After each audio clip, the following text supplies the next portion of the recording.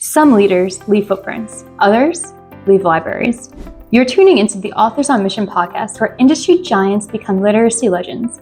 In every episode, we talk with authors who turn their brilliance into books that transform lives. I'm Danielle Hutchinson, your host and Chief Creative Officer at Authors on Mission. Welcome to your authorship experience.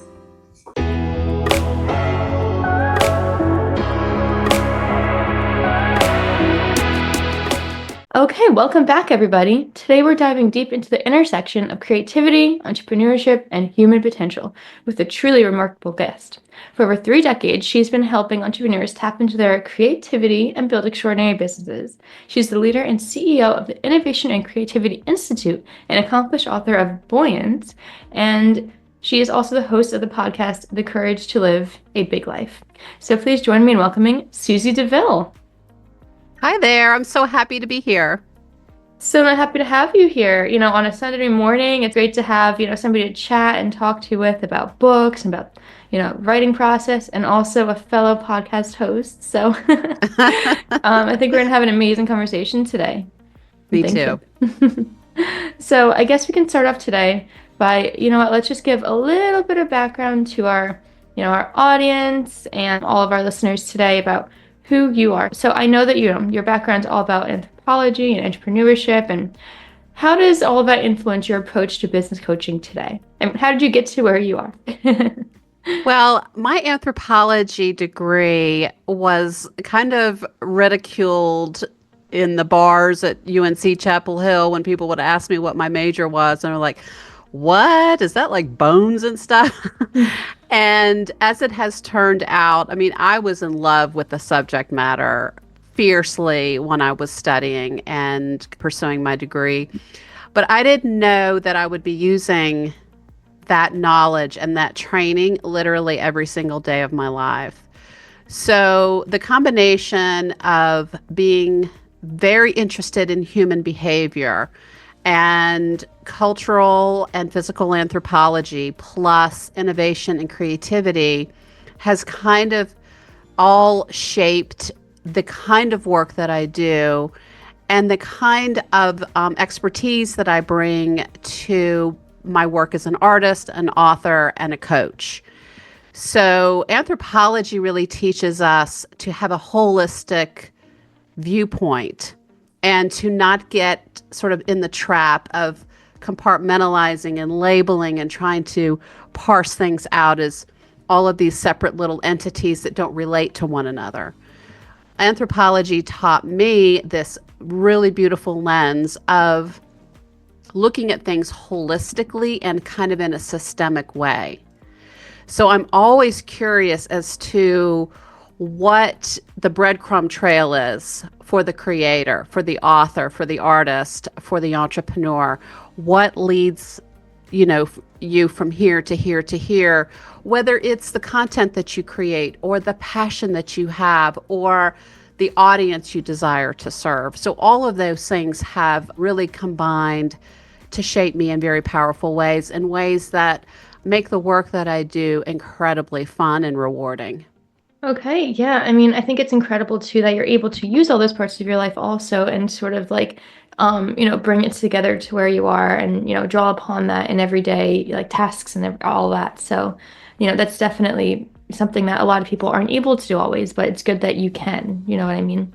And you've been sort of doing this for a very long time, especially when you got into the innovation creativity side of everything. Since 2005, right? Mm-hmm. So, during the course of this time, what were some of the most surprising insights that you discovered during your studies? I'm sure there's like some things that completely unexpected and tell me about some of them. Well, the impetus for my launching headfirst into the world of innovation and creativity was born in a classroom when I was pursuing my master's in entrepreneurship. And it was an innovation and creativity class. And my professors showed us an old Nightline episode, which featured a design firm out in Palo Alto, California called IDEO. And it was probably a 15, 20-minute video of how this company works and who they were led by, what the culture of the company was, and how they approached their work. And I was sitting there in the dark, looking around at everybody else because I was just sure everybody else's heads were just exploding like mine was, because it was the most intriguing and fascinating world. And what really got me was how the leadership, David and his brother Tom Kelly, led and still do lead this company. And it was really all about a culture of allowing all of these voices in a very playful environment. So there wasn't a hierarchical structure. There wasn't this sort of punitive environment where, if you happen to speak up, you would be, reprimanded. It was really about curating this beautiful team of people who had deep expertise in one or maybe two fields, but broad knowledge and experience across many disciplines. So it just made me realize in the moment, I want to learn everything about this particular world, because at that time, play and fun and freedom and feeling self-trust and having spaciousness in my life was sorely lacking. And so I left the classroom and went home and just dug in immediately. And it has been the most incredibly fun 18 plus years of continuing to pull this kind of lotus flower, peeling it back layer by layer by layer, because it's an ever evolving, ever revealing, ever nourishing journey. And the more that I learn, the more I apply to my life, the more I apply it to the work that I do and what I create. And it becomes this new sort of force in the world. And so it's enormously gratifying. And I will admit to being something of a nerd when it comes to loving school and research and all of those things. But I'm a big proponent of ensuring practical results for people who need to get out of stuck and out of overwhelm and out of self-doubt. I like the way that you described it as a lotus flower too. That's definitely a unique metaphor, but it definitely, encompasses everything you just mentioned. Peeling back the layers, learning more and more about it, and sort of you describe it as almost like an endless amount of knowledge too that you can find from it. So, it's a very powerful way of thinking about it. And I'm just curious too, like, do you have any specific examples that can kind of like bring all of this home to our listeners today? You've talked about a lot of, the stuff that brought you to where you are.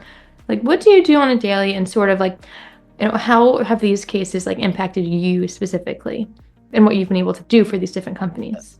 Sure. So I will share with you an example of the darkest time of my life and how that was kind of the impetus for the next phase of applying innovation and creativity to my life and to my work and the work that I do with clients. So when the markets crashed in 2008, literally everything in my life started to unravel. The financial status of my business and that of my then husband, my marriage, my health, sort of everything just kind of went poof. And for a period of about 5 years, I was in this world of rebuilding. But my first reaction when things started to fall apart was, I'll just do what I've always done, which is I'll just work my way out of it. That was always my go-to thing. I'll just work harder. And so that's what I tried. And of course, that didn't work because I came to the understanding that I was going to have to live differently. I was going to have to create differently. I was going to have to recreate my approach to business and to work. So what happened was I began to follow my intuition from a place of just sheer surrender, because I didn't really have at that point any other choice because I was in this sort of class 5 rolling rapid river, and I couldn't struggle against the current of that. and make it. I was going to have to just lean back, get my feet up. This is what you do if you ever fall out of a raft in the rapids, by the way. Lean back, put my feet up so they don't get caught in the rocks, and float to safety. So a person who was always kind of, oh, I'll just over control, or I'll white knuckle my way through it or work my way through it, to now be in this place of surrender. But that opened me up to understanding that I had just sorely stopped, unfortunately, doing the things that inspired me. And I learned from author Paulo Coelho, who wrote The Alchemist as well as other books, that he talks about inspiration in the most beautiful way. And this is what I recommend. He says that we inspire, we breathe in what we love, what brings us alive. And that can be beauty, art, nature, being with those we love. And when we inspire ourselves first, then we can top off the tank of our energy and our willingness. When we're in a state of stuck or overwhelm, or the bottom has fallen out of whatever, we can get excellent at expiring, at doing. We're all about doing, doing, doing, but then we don't balance it out. We don't bring anything back in. And then we wonder why we don't feel good, or why we can't seem to think as well as we used to, or the ideas aren't coming, or we just feel like we're working against the current of who we truly are. So inspiration first, and then I created these 5 practices that became and have continued to be the touch point of every single day for me. And these practices I call the 5 M's. These are things that are a combination of my own ideas plus ideas that, of course, practices that have existed for forever. But I needed to have something that was quick because I didn't have a lot of time to create a 2-hour morning practice. I needed something that was 5 to 10 minutes, that wasn't going to require a lot of resources, that I could easily fold into my life. So I'll take you through these 5 practices really quickly. And I want to spend time with the last one. And I can also show an example because I can share my document camera and I can explain to those who are just listening what's happening so that they can understand. But this is an easy way. This is what I'm really always advocating. Let's give an easy way that's practical, hands-on information that people can start with and not be overwhelmed. So the first practice, which for all these wonderful authors and creators who are listening, I'm sure you already have heard about it. It's called Morning Pages, and it's author Julia Cameron's brainchild, who wrote The Artist's Way. All of us need some kind of a journaling practice. Whether you're doing 3 pages of longhand writing or you're taking 5 minutes and writing 1 page, the opportunity to get all of the junk out of our head and onto a page where it is no longer controlling us. We are freed from it, and we can begin to observe our thoughts more clearly and also bring any kind of anxiety that we may be feeling down. The second is movement, and we all, of course, know the power of exercise and how important it is. But I would like to encourage folks to consider adding a very short morning walk with a small journal and a pen and a pencil. Tuck that journal into your pocket and disconnect from your digital tethering. You can bring your phone, but have it off, and go for a walk and let your 2 hemispheres have a field day.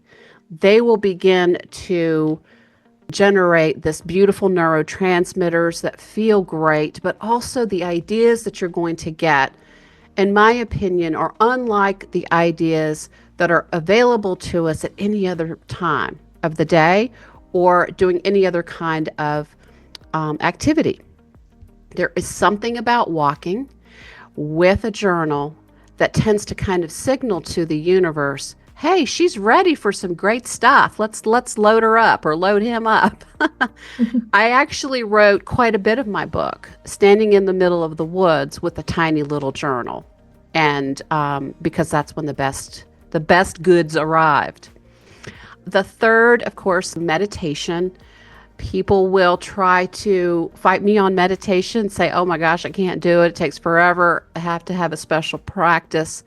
I just suggest 5 minutes in a dark room in quiet. That's enough time to reset your central nervous system.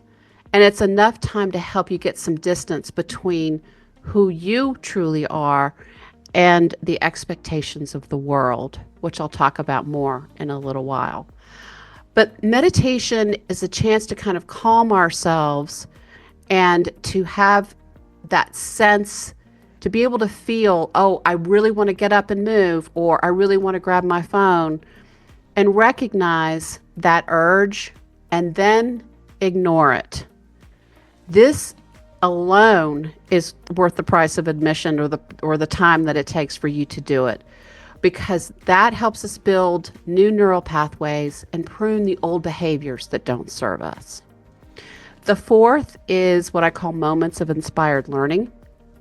And I have a journal that's a 5-year journal. I just started this practice actually this year, but it's an easy way for us to have an opportunity to play around in the world of inspiration in a quick way. So every morning I get up and I'll look for an inspirational quote on a subject that I'm interested in. And there's no shortage of goodies out there. And I have this 5-year journal. And so on the day, so this morning I got up and I found my inspirational quote and put it on December 14th. And it was this beautiful quote by Frederick Frank, who talks about the power of sketching to see. And next to it was a quote that I did yesterday from Nietzsche, also relating something interesting about seeing, the power of seeing. So what happens, you're in this world of inspiration, but you're communing with other creators. You're communing with authors, philosophers, artists, historians, musicians, and you're writing these quotes. And as you're filling this book, these quotes start talking to each other. And as you are flipping through the book, you're going to start to see these connections among what appear to be disparate little chunks of information. And this is going to spark your own ideas. This is so powerful for authors because many times we're trying to figure out what's the through line here, or how do I want to develop this narrative? How is this going to work? This practice is wonderful for sort of jump starting your brain and getting your creative juices going. But it also has a very sweet, spiritual, calming effect on us. And again, 5 minutes, and it's so worth it. So do you have your notebook with you today, like right now? Do indeed. I had a feeling. Let's take a look. Where's that quote from today? I'm going to show you real quick. So this is a Leichterm 1917 journal. You don't have to have one of these. I just happen to love it because it's an A5 size. It's got a hard cover. The paper is dreamy. But you can see, I started this at the beginning of the year, and we are now, here is today's quote from Frederick Frank. I have learned that what I have not drawn, I have never really seen. And that when I start drawing an ordinary thing, I realize how extraordinary it is. Sheer miracle. And then over here to the left was yesterday's a Nietzsche quote. He said, and those who were seen dancing were thought to be crazy by those who could not hear the music. And so I love it. It's so fun. But before I started this practice, I would read a page out of a book, or I would listen to a poem by Mary Oliver or David White or John O'Donohue, my favorite poets. But I would connect in with inspiration very intentionally. And the last M, which is the one that all my hard charging entrepreneurs and creators fight me on, is the M of making something. And the trick to making something is that you got to be moving your hands. So we got to get away from the screens and the digital world and play around in physical making something. 5 minutes, doesn't have to be elaborate. It doesn't have to be beautiful or anything that you love or anything that anybody else loves. The point is not the outcome of the making something session. The point is the time that we spend in this world of the unknown. And most of us, when we hear the words making something, and this would have been true for me 10 years ago, for sure. We would look at that, we hear it, and we go, oh, that sounds like crafts. I don't think so. That sounds like something kids would do, or people who are retired, or people who have time to kill, but it's not for this hard charging, very efficient, very hardworking entrepreneur / creator. And it's the key to literally everything. So if you will indulge me, I want to show you a very simple way to get started with making something. So I'm going to give you we're going back to the document camera here. Okay. So I never met an office supply or an art supply that I didn't love. So this little tin here is a tin of Swiss crayons made by a company, Caran d'Ache, and they're just fun. But you know what? You can go to Walmart and get a little packet of the Crayolas, and that's just fine. But if you kind of have a thing for art supplies, you can get a set like this. So crayons, pencils, markers are great to start with. If you are more adventuresome, you can get a little cheapy set of watercolor paints and some brushes. But I want to show you. So here's my art journal, and I do a page in here every day. But I want to show you how easy this practice is.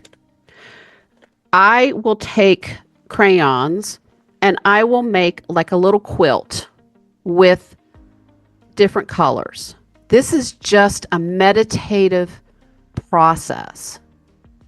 I am not trying to make a work of art. I am just going into this portal of creativity. And I'm enjoying what happens to my brain and to my soul when I take the intellect offline. That very powerful, logical, linear, analytical part of me, I refer to her as clipboard Susie. My trains run on time in this world. And that's helpful. That very much need to have that part of us. But we tend to have that kind of clipboard version of us have the mic all the time, and we don't give ourselves over to the version of me I call Explorer Susie. And we enter that world of explorer self, that surrender, when we're making something. So you can make a little quilt with colors. Again, 5 minutes. You can do something called neurographics. This is a fun thing to do. You start with just making little scriggly lines and loop-de-loops on your paper with a pen. And then you come back in with your pen and you darken every place where the lines intersect. And then you color them in. And that's as simple as it is.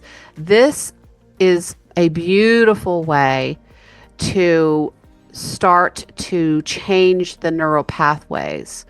And what's fun about this is that it kind of looks like synapses on the page. Yeah, I was gonna say the same thing, especially when you color in the intersecting lines. Yes, it's really fun to do. And I mean, here's a sketch I did of an eyeball.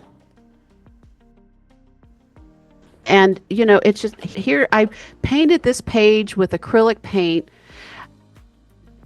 and then I let that dry, and then I came over it with another color, and then I took a paper clip and just scratched into it. Mm. And it was just, it's just fun to do, and it's kind of cool.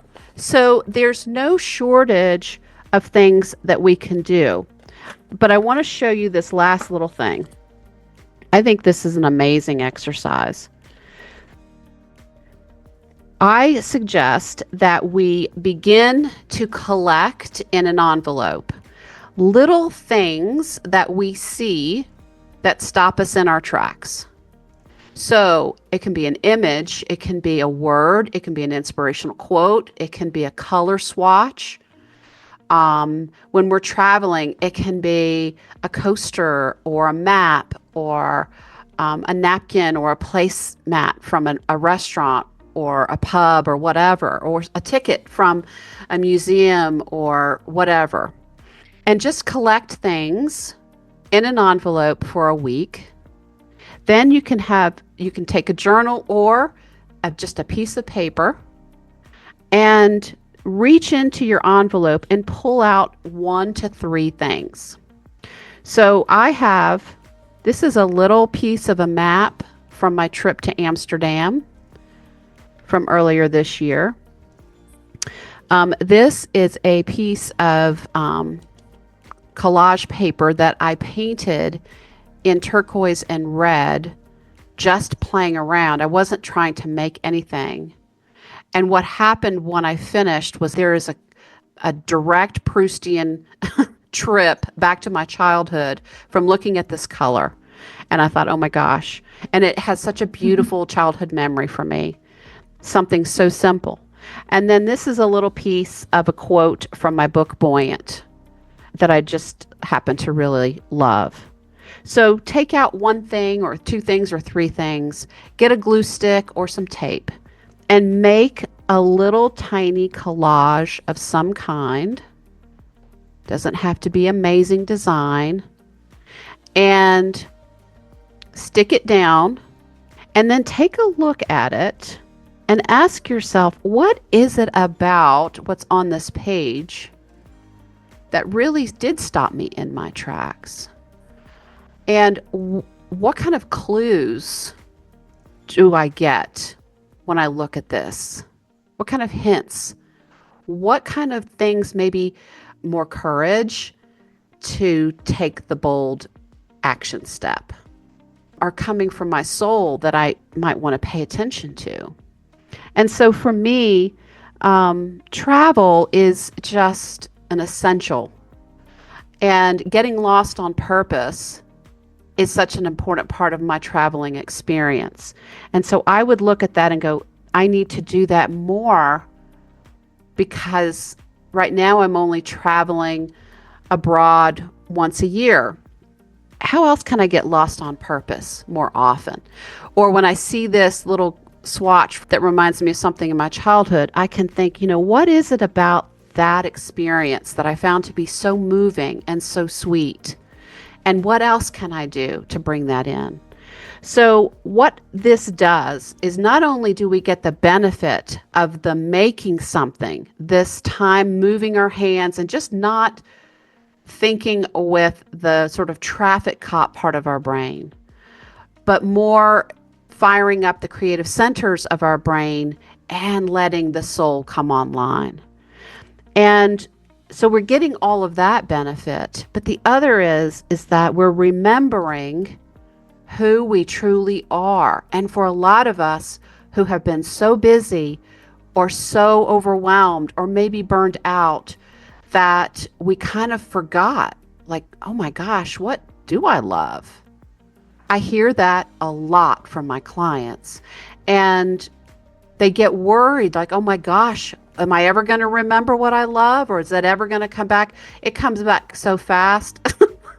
It's wonderful. But this is a perfect way to get back in touch with that and start to do the things that you stopped doing when life got busy. So I'm going to Right. come And I back. could see how, even if, you're a busy entrepreneur and you're thinking to yourself, I'm not an artist, like I could never make the eye that Susie drew and sketched. But I mean, a lot of the other things you have in there are simple and it's things that just come directly from, your natural instinct to maybe mix two colors together, make that scrap paper. It doesn't have to be anything complex. I can see that, if you're interested in just expanding your own creativity, doing something like this kind of taps into that in a way that's not exactly writing, but it still gets your brain flowing a little bit into those sorts of ideas. And so it's, yeah, it can be a great measure to prepare yourself, almost like warming up before a workout, like, do a little bit of artwork and, add into your notebook before sitting down at your computer. There's this kind of, it opens a valve. I can tell you, I published my book a little over 2 years ago, and about 8 months ago, people started asking me, what's the second book going to be about? And I was like, I don't know.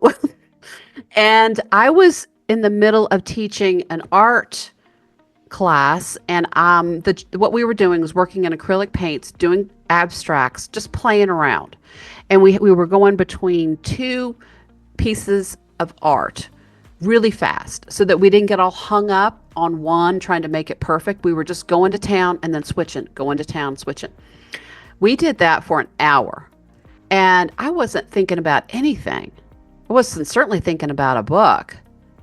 And we wrapped up the class. Everybody had a wonderful time, and I was walking to wash my brushes, and here comes book number 2, like a freight train out of I don't know where, but I started getting downloads for chapter topics and passages. Like I was just typing and writing like a fiend.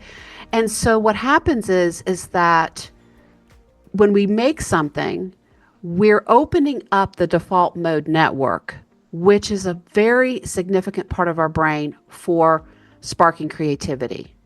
It's exactly what happens when we're on a long drive or we're in the shower and we're like, oh my gosh, there's so many great ideas, because the default mode network is really online.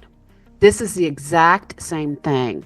So again, your eyeball can look like a coffee cup. It doesn't matter. It is just playing around and having some fun with materials, and that's it. And you're going to start to see sort of the concrete of where you might have been stuck creatively just kind of falls away and turns into dust. Yeah, yeah, and I like how you're offering just like so many different ways for someone to get to that point as well. A lot of our listeners today, like they might have an idea, but they feel stuck about what to do next. Or, when they sit down at the computer, they constantly find themselves like, their fingers hovering above the keyboard and they just don't know what to say or what to type, right? But all of these are different methods for how to really just get the creative juices flowing. I mean, I'd like to almost jump back a little bit to your other point about, going on a walk and keeping a notebook with you. I mean, that's something I always, tell my authors too. I mean, you might not even have the time to go for a long walk, or maybe you don't want to hold a notebook. Maybe you want to dictate it into a note on your phone or something. But, something about moving a little bit could get the juices flowing, along with everything that you just mentioned could get the creative juices flowing. So, yeah, I mean, it's great to have a Totally. resource, an open bank, if you will. Yes. And there's, you know what, the ideas that feel so elusive to us many times, they're right here. Mm. And most of what is in the way is the busyness of the mind and the unsettled spirit. That gets in the way of our ability to send a taproot down and tap into that vast, fertile, unbelievably expansive and spacious world of our intuition, ideation, and imagination. It is right there. We just have to kind of get out of our own way, our own sort of leaning into the intellect and being in this kind of anxiety ridden state that it's not going to come. And as soon as we let that part of us take a nap, that creative part just comes rushing to the fore. Right. I like how you said, when the other parts take a nap, it comes to you more so then because, it's about like kind of putting those filters on and focusing on one thing and, emptying out all the other things that might be distracting you. So I like that a lot. I was thinking too, I'm noticing also, as you're talking today, and just little things too, you seem to make a lot of like maritime metaphors and Oh mentions. yeah. Like you mentioned a river before, in your book too, like you describe it as like a series of nautical charts. So I'm wondering, did that come from something, or does your mind simply start to think like, okay, my thoughts are flowing like a river and it kind of just connects like that? I'm just curious, does that come from something? Do you have a background in sailing. I actually have a certification in keelboat sailing, but I have loved all things nautical since I was a little baby and have always been captivated by the water. I never met a metaphor I didn't like. And I love to describe things that way because it helps um, it helps a message or a lesson or a nugget kind of leap over the intellectual mind and land somewhere in the soul. The how to we'll listen to and we'll go, okay, right, that sounds good. And then the other part of the brain will go, yeah, but you're not good enough. You don't have what it takes. But if we tell a story with metaphors, and again, there are so many nautical ones that I love, it tends to put us in a place of willingness and possibility and think, okay, that story will stay with us and we'll lean into it more readily from a place of Understood. Yeah, I mean, it's always important to have those sorts of metaphors in your books too, to give readers more of a understanding of what you're going for, kind of opening up their minds to the explanation of it all. And I guess it sort of ties into everything that you teach too, is opening up the mind, being more creative and open to more ideas. So you have that in your books. And I'm wondering now, like, as you're going about the writing process, is that something you like intentionally planned for? Is, having a lot of metaphors and offering many different solutions. I'm assuming that was all part of the big idea going in. Maybe not necessarily as it came to you as you were writing, or maybe a combination of both. What would you think? well, metaphors come out all the time. They're not planned. It's really interesting what happens. I mean, I was on a quick call with a client a couple of days ago, and I mean, the metaphors were relentless. And I told her, I don't know what's happening here, but so they'll just come. They'll come when I'm writing, they'll come when I'm coaching, they'll come when I'm teaching a master class or a workshop. There is no shortage of metaphors. Um, so I'm not quite sure what the scoop is there, but my writing process is very much like a gardener's process. So um, I have tried very formal outlining and very formal, this idea, this idea, this idea.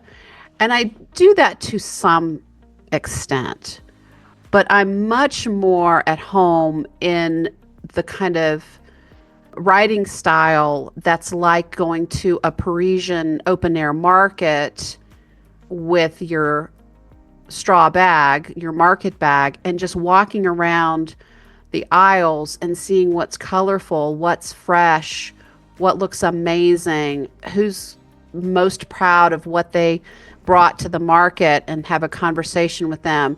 And you don't have a planned meal in mind. You just go and collect. And then you go home and you dump all the ingredients out and you just go, okay, what can I make with this? And that's really how I wrote my book.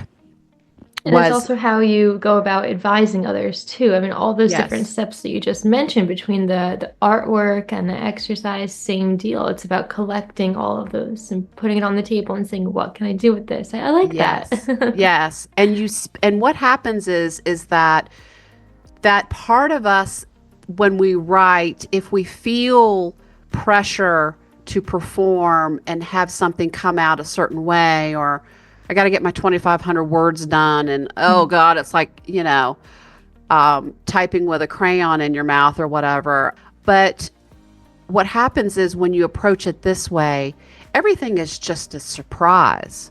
Everything is just driven by curiosity and awe and wonder and delight. And you're just gathering up all this fun stuff. And you have this, I mean, I have these little chills running through my body all the time when I'm in that kind of mode. And I'm so excited. And my brain, again, the soulful, metaphorical, artistic, intuitive part of me really takes over. And I'll use the other part of my brain for editing and looking how to shape and how to, do I need another story here or do I need to place it there?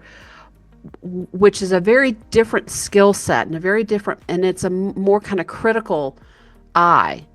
But the other part is just like being in a playpen of delight.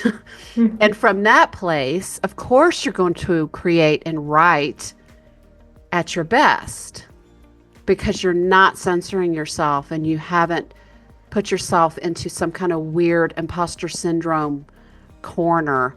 And you feel a freedom to be vulnerable without the fear of being judged. And it makes for a much better writing experience. And it's something that your readers can feel. They get infected with your energy in a very positive way. Yeah, and you have to sort of have that own energy yourself in order for the reader to pick up on that as well. If you're not fully invested in it and you're not inspired by your own words, then, are they going to also be inspired? It's another factor to consider. Yeah, I mean, I think this is something directly relevant to all of our listeners today because, we all might have that one idea or that desire to write a book or to do anything in life, really, but you need to follow steps just like Susie's talking about to cultivate that within yourself. And you just gave us so many different resources. You almost gave our listeners a little handbook of all these different tips right now. And I love that you did that and you had it readily available to share with us. I almost want to ask our listeners, like maybe drop a comment and tell us, like, which of these strategies do you think you would be trying now? Because, I mean, for example, again, I liked the walking idea. It's a little bit cold outside today, but maybe if I bundled up and, just got out there a little bit, some fresh air, it's something that'll definitely spark my interest. I love the ideas of pulling small little things like, your map from Amsterdam and the little quote from your book. And I think that that's just very, it's incredible that you have so many different methods to choose between. But, I guess I kind of also want to go back now and ask you, you mentioned before you had an idea for your second book. So I'm wondering, how far along are you? Is this something we can share with our listeners today? Are you still in process? Where are we at? So what I figured out is that there's kind of a formula for how to get anything that you want. And it starts with the inspiration phase. And then when we do one or two or all of the M's, that unleashes this really interesting connection to intuition, imagination, problem solving, ideation, etc. And that tapping into our intuition comes along, as Carolyn Mace would say, with a little packet of courage. And when you have that little packet of courage, you're of course willing to take bold action. And when you take bold action, we ignite synchronicity and serendipity. And I know for those who are listening, you may be saying, she is just full of magical thinking. But I can tell you this is absolutely truth. This is not la la land. This is actually quantum physics. This is a real thing. And you can absolutely test it and prove to yourself that this is true. What's really interesting is that I've always known that bold action ignited synchronicity because there was this willingness on our part to do the daring thing. it's almost like the counterpart out there in the unified field says, okay, I'll give you one back. So the more we do this inspiring plus the 5 M's, the more we're tapping into intuition, the more we're bringing that default mode network online, the more we're willing to take the courageous act in the unknown, in the uncertain world. And then the synchronicity and the serendipity happen. So the scarce resource shows up, the book that we just absolutely needed to read, the person who was critical to the next part of our journey. These things come to us.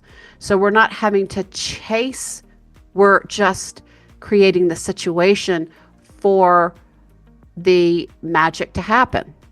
So I'm really interested now for my next book at this, talking about this intersection of courage and creativity and what all of that means and how to cultivate that in a very intentional way. And so I'm now playing around in that playpen and exploring all of those ideas. And I think that's a very important thing to do because, I mean, a lot of people might have that creativity, but they're lacking in that courage aspect, right? They need methods to go beyond that. So I'm excited to hear about, all the different ways that your book is going to bring that. I'm guessing you're still in the writing process. Do we have any snippets that maybe our listeners might be excited to hear about, or maybe they have to look up and find out later on? I don't have any snippets, but if you want to kind of see, I'm testing material on my podcast. So my podcast is called The Courage to Live a Big Life. It is anywhere from 4 to maybe 8 minutes, little mini episodes, and I am talking about something that I'm curious about or that I have come to understand, or I'm sharing some practical tips for something. And so it's a way for me to test material for the book. It's a way for me to get the ideas out there and see what resonates with people, what questions they might have. So I'm kind of testing little morsels of the book. Mm-hmm. And I'm also really in the market phase.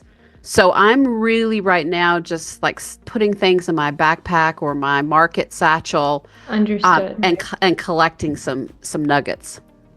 Understood. Okay. Well, for all the listeners out there, then if you're inspired by Susie and all of her work, then you could check out her podcast where you'll get, some of those insights and ideas that she's working on. And we can stay tuned to see when that next book's going to be coming out. And, Susie, here at Authors on Mission, we actually offer so many different, strategies and also assistance too. So if you ever need help as you're going about the writing process, being it, taking those market ideas and outlining them into a structure for the book or editing it after the fact, we offer all of that. So, as you go about it, feel free to reach out because I'm more than happy to dive into it with you. You've offered us so many insights. So I would only love to, sort of return the favor and see what we can do to help out too. So thank you. Yeah, let us know whenever you get to that stage.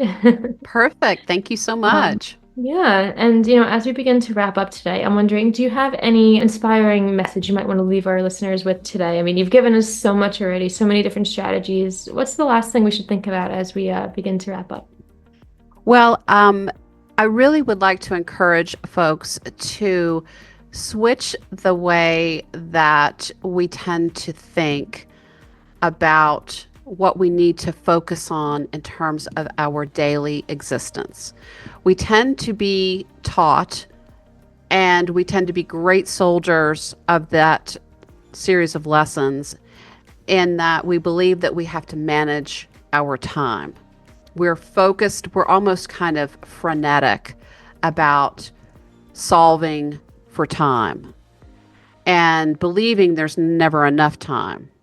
And of course, time is limited, but I would like to suggest to folks to start to focus on managing your energy.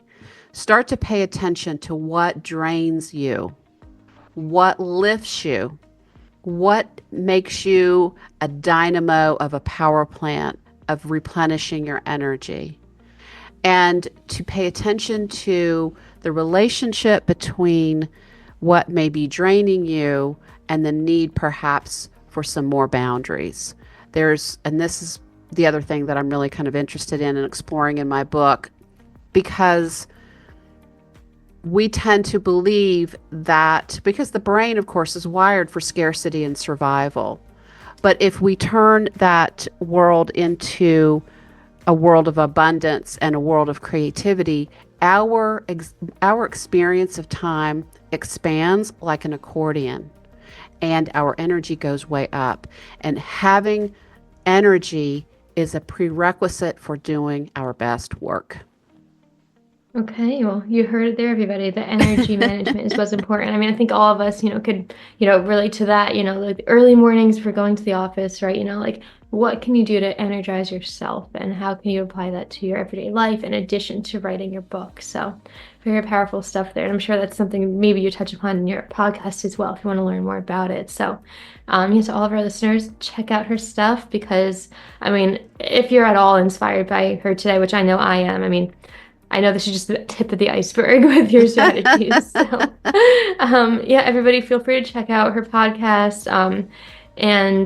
Do you have a copy of Buoyant with you right now that you could perhaps share with us? Sure and do. There it is. Okay. Buoyant. We're not surprised at all that it's very colorful. Yes, and look, I have French right there, almost as if you were working in your notebook that you were showing us. I have French flaps and magenta end papers, so it's so fun.